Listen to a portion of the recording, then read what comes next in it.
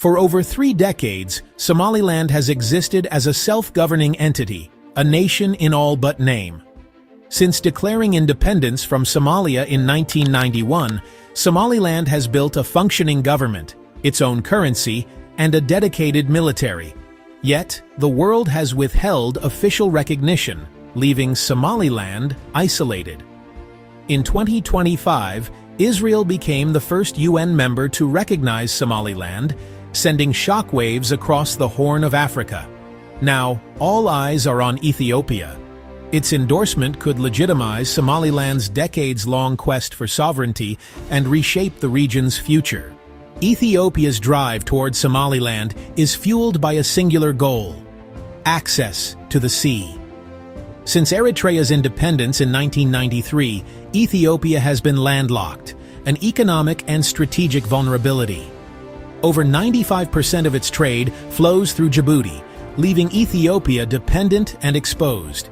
The port of Berbera in Somaliland offers a direct route to the Red Sea and global markets. Access to Berbera could transform Ethiopia's economy, boosting trade and attracting investment. Securing Berbera would amplify Ethiopia's influence over the Red Sea, a vital artery for global commerce. Ethiopia's potential recognition of Somaliland would detonate a diplomatic bomb in the Horn of Africa, forcing a dramatic realignment of alliances. Somalia would see this as a direct assault on its sovereignty, likely severing diplomatic ties and escalating tensions. Turkey, a key Somali ally, has warned Ethiopia against recognizing Somaliland, threatening regional stability. Ethiopia could find itself aligned with the UAE and Israel, forming a powerful bloc. The Horn of Africa would become a chessboard for rival powers, with global consequences. The potential fallout from Ethiopia's decision extends far beyond the Horn of Africa, posing a significant dilemma for global powers and international investors. The Red Sea is not just a regional waterway, it is a vital artery for the global economy, with a substantial portion of the world's trade passing through its narrow channel. The United States, China, and the European Union all have deep-seated security and economic interests in maintaining stability and freedom of navigation in this corridor. An Ethiopian recognition of Somaliland and the ensuing political crisis with Somalia could introduce a new layer of volatility, threatening to disrupt supply chains and increase security risks for commercial shipping. For international companies and investors, the situation presents a classic case of high risk versus high reward. On one hand, the official opening of the Berbera corridor would create a wealth of new opportunities. Multinational corporations in logistics, infrastructure, energy, and telecommunications would find a new, untapped market eager for development.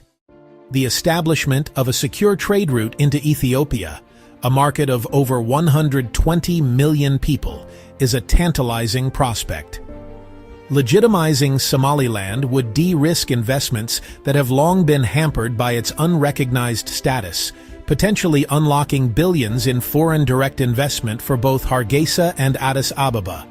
However, these opportunities are shadowed by immense political risks. The backlash from Somalia, backed by allies like Turkey, could create a hostile business environment and even lead to security threats. Investors would have to weigh the potential for massive returns against the danger of being caught in the crossfire of a regional geopolitical conflict. Sanctions, trade disruptions, and damage to corporate reputations are all plausible consequences.